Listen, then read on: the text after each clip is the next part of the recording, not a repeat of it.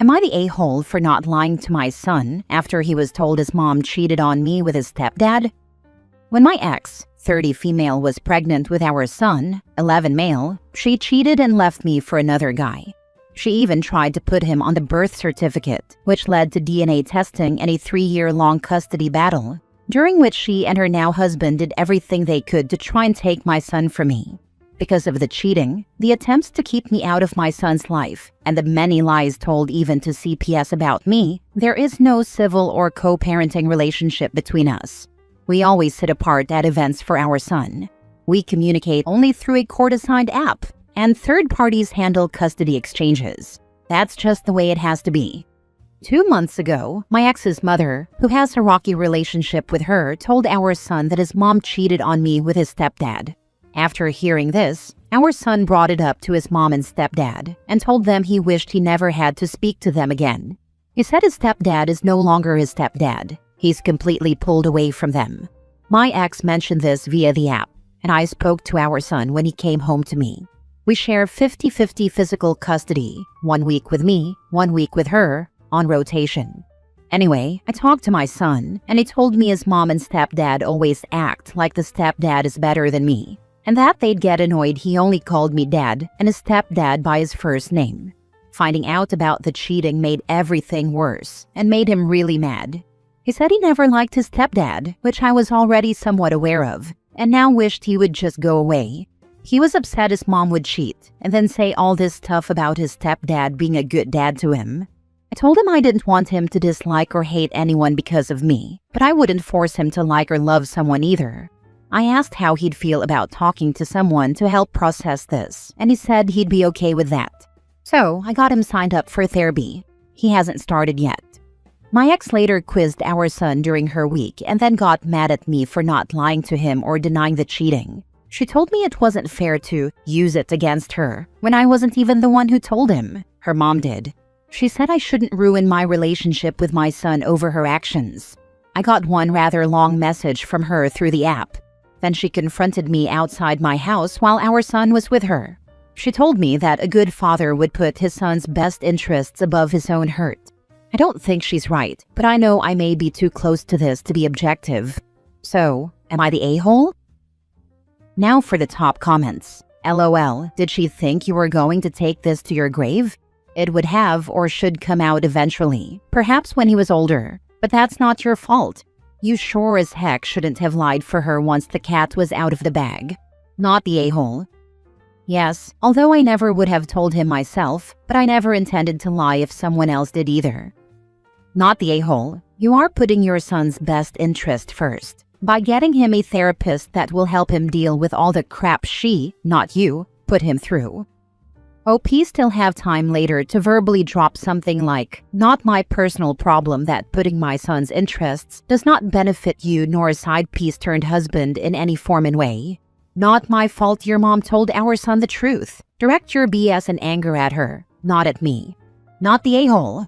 They both fooled around for like 12 years. They just now legit suffering now forever consequences. Due son finally finding out from maternal grandma the truth about both his parents and his mom's husband.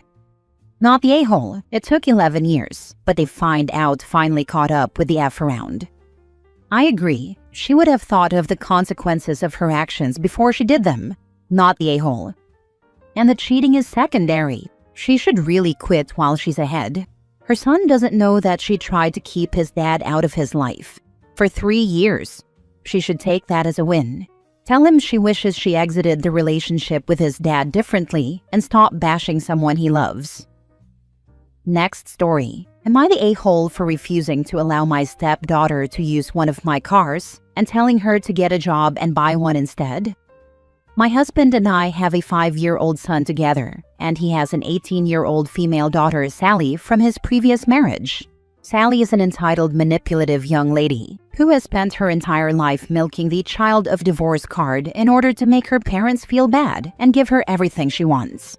As a result, she is now a lazy adult with poor grades in school, no prospect, no job, and no desire to get a job or do something with her life. Although my husband and her bio mom are both responsible for how she turned out, instead of coming together and working toward helping her do something, they prefer to blame each other and do everything they can to undermine the other. For example, if my husband punishes Sally by not giving her spending money, her mom will immediately throw money at her. If her mom takes her car away as a punishment, my husband will immediately give her his car to use. It's a very strange dynamic they have, and very different from what he has with me. When I asked him why he is so different in terms of parenting my son with me versus Sally with her bio mom, he said I am his wife, and a normal, sane woman he can actually communicate with. Whatever. I feel like they are both wrong, but Sally is not my daughter, and I'm happy I don't have to spend too much time with her.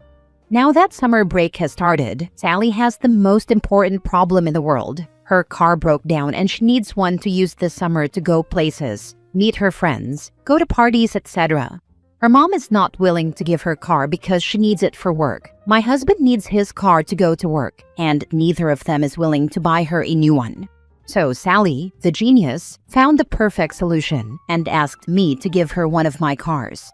To be clear, I have two cars, a big SUV that was given to me by my employer, and a smaller one that I use when I go into town because it's easier to park. I refused and told her she can't use either of my cars. She insisted and said I don't need two cars at the same time, but she needs one to get around. I told her she's free to use public transportation or get a job and buy one herself. Now Sally's going around to my husband's relatives complaining that I am trying to exploit her and send her to work. I had a good laugh about this with my husband's sister, but my mother-in-law claims I could have just refused instead of telling her to get a job. I'm a little confused about what's so bad about telling an adult to get a job. It's not like I sent a 12-year-old to work for her food or anything. Not the a-hole. Hide your keys. Also, make it clear to all that you will call in the police if a car goes missing, and you will tell them who took it. This OP because from what you've described, Sally wouldn't think twice about borrowing one of your cars. And if the SUV is a nicer vehicle, that is what she'll likely take, especially as her friends will all fit. Make it clear to both her and your husband that if either vehicle is ever missing, you will report it stolen to police and will follow through on pressing charges. If you start getting messages from her family members about how you are trying to manipulate her into getting a job, you need to confirm that as clearly as possible. You are trying to make her get a job and will continue to do so as long as you can. You have the opportunity to erase some of the damage done by her two enabling parents. Do not be deterred. The strange thing is that my husband agrees with me. Her mother totally hates me and is teaching her that everything I say is BS. My husband's sister agrees with me, and my mother-in-law babies her because she is her first grandchild. But I feel like no one in this situation is doing her a favor. I'm not trying to manipulate her, but her situation is so different from what I'm used to or how I parent my own child that it's insane. Like, how can it be so horrible to teach an adult responsibility? To want to give her direction in life? I don't know what they expect to do with her, honestly. They can't support her for the rest of her life, and it's sad because she is a capable, healthy adult. Even people with disabilities work and want to do something with their lives, so she has no excuse. Next story. Am I the a-hole for telling my mom she chose her husband and stepkids over me, and I won't let her come back from that? I, 21 male, need to provide some background to give everyone a full idea of where I'm coming from. My dad was abusive. He was abusive to my mom mostly, but I didn't escape his anger and violence issues either, especially when it became clear that while I was well-built and tall, I was a big softy and not a fighter. He hated that. He wanted a kid who'd knock out other kids' teeth. That was never me. My mom could never leave him though. It took him dying when I was 10, after a massive heart attack, to end his lifetime of terror over us. Mom and I went to therapy separately and together after Dad died. I confessed that I wished she'd left sooner and that I hated feeling unsafe. I told her I needed her more than I needed anyone else. She told me she would never put anyone else in front of me again and that she'd make sure we had a good life. That only lasted until I was 15. Then she met her husband, Rick, who was a single dad of 3, aged 14, 11, and 9 at the time. Rick's oldest daughter, 14 at the time, had massive behavioral issues. She was in and out of psych holds, and the cops were regulars when she was around. Mom went in with her eyes wide open and decided we all needed to be a family. I spoke out against it, and Mom told me Rick needed her, and so did the kids. I told her I would not stay with her if they all moved in together. I told her I would not live with another abusive person. She told me this was different. The girl was a kid, younger than me, and just needed help. Mom called the cops on me when I left without permission, and the cops tried to bring me back. I was 16 by that point. It escalated and they let me stay. Mom tried to push kidnapping charges on my grandparents for keeping me from her and tried to get the courts involved, but I had seen some stuff from Rick's oldest. The day I left, they were at the house, and Rick's oldest daughter had tried to attack me. So, to make it all stop, I called CPS about the incident, and Mom's attempts to get me back were over. She still tried, but CPS stated I should be where I was safe. Rick's younger kids were removed for a few weeks before being placed back with Rick and my mom, who had moved in together at that point. Mom tried to maintain contact with me and tried to make me give it a chance, but I wanted no part of that. She asked me to spend some time with the younger kids so they could have an older sibling to turn to, but I refused to step up. She showed up at my grandparents a few times, but they sent her away, and I muted her number at that point. She and Rick are still together and now married. I was invited to their wedding but didn't go, and I never reached out. But she's made multiple attempts in the last 2 months, and I ignored most of them. It was only when she told me I had a family I was ignoring, and her, who loved and missed me and never wanted anything to come between us. She said she was sorry. She was so sorry and all that stuff. I told her she chose Rick and his kids over me, and I won't let her come back from that. I said she made me live with abuse once, and she tried to do it again. I told her I didn't care if she wanted to help Rick and protect his younger kids. It wasn't my job to care. It was her job to protect me, and she failed for a second time. After that, Rick reached out to me and told me I didn't need to be so hard on my mom, that his oldest had problems, but it didn't mean he and the kids were undeserving of love and support. He said I had failed at being as good a person as my mom. I blocked him because he's just a random dude who has no business telling me things like that. My mom tried to get in touch again and apologized again, but I ignored it. The fact she's still apologizing is the only reason I'm here to ask this. But am I the a-hole? Now for the top comments. Not the a-hole. She chose your abusive father over you, and herself, frankly, and then she chose an abusive step-sibling over you. She didn't put her own child first, and that has consequences. It might be different if the man she decided to date and live with didn't have a daughter with these kinds of issues, because I'm not saying your mother had to remain alone for the rest of her life. But no, she chose a partner that meant you were exposed to an abusive teenager. It doesn't make any difference that it may not be that kid's fault.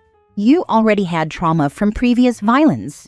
It was beyond selfish of your mother to put you in that position again, even if it was from a child this time. I'm glad your grandparents had your back. Don't feel guilty for calling CPS. That is what you needed to do to stay in the safety of your grandparents' home. Thank you. CPS was something that they were really angry at me over, but it was the only way I could save myself. No matter what the consequences were for Rick's kids, I needed to be away from that mess. It's extremely telling that CPS legally removed you from the home, though you had already physically left, and placed you with your grandparents. If there had been nothing behind the call but a teen who just didn't like their new blended family, that would never have happened. CPS does not like to remove children from the home, which is why the younger two left for several weeks, and likely only returned after certain conditions had been met to ensure their safety. Hopefully, someone continued to advocate for them, as well as for the oldest, who sounds like she was not getting the help she needed either. From what I know, nothing changed when the kids were sent back to Rick. They carried on as normal and kept expecting me to come and be their human shield. Last story. Am I the a-hole for asking my daughter to pay for her sister's college costs? I have 2 daughters, 25 and 18. For my oldest daughter, I paid for around half of her total university costs. She took around $30,000 in student loans to pay for the rest. She paid off the loans very aggressively and became debt-free quickly. Due to having to support my parents, we weren't able to save much for our younger daughter and had to use a lot of the money we saved for her in an emergency a year ago.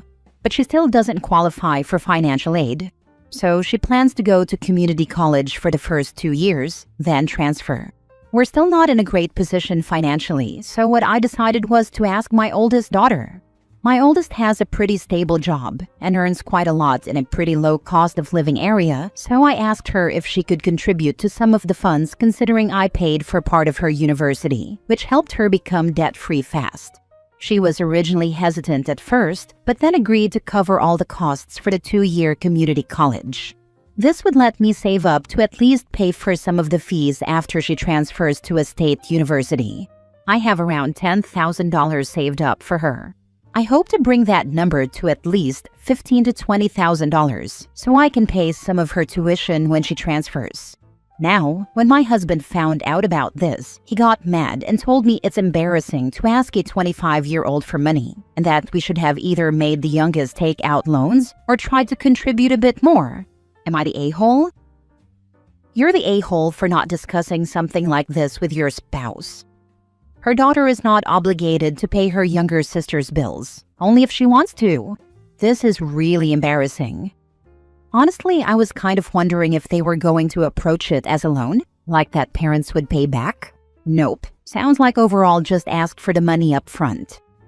You're the a-hole. Asking your child to support your other child isn't okay. Your 25-year-old has an uphill battle ahead of her, and you're setting her back even more because of your poor planning. Oh, and your oldest became debt-free faster because she paid off her loans. She doesn't owe you anything. You caused this situation for your youngest. You get a loan and maybe take some financial lessons from your eldest. And FYI, asking her for money to support her sister because you spent all of yours on your parents is just forcing your 25-year-old daughter to support her grandparents with extra steps.